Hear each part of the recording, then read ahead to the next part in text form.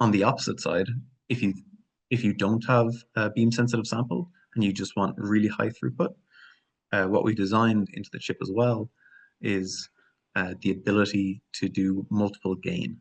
And so what that means is that you can have effectively HDR like on your mobile phone. So the same as your cell phone, where you take multiple exposures with different gain levels and then you merge them into a HDR image.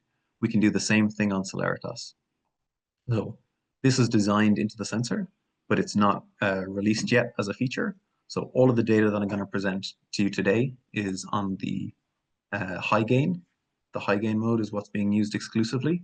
And so there's still really a lot of area to explore with medium gain and low gain, where you can put a lot more electrons into the pixel and we can increase the throughput even further. So we're quite excited about that as new releases to come out in the next year.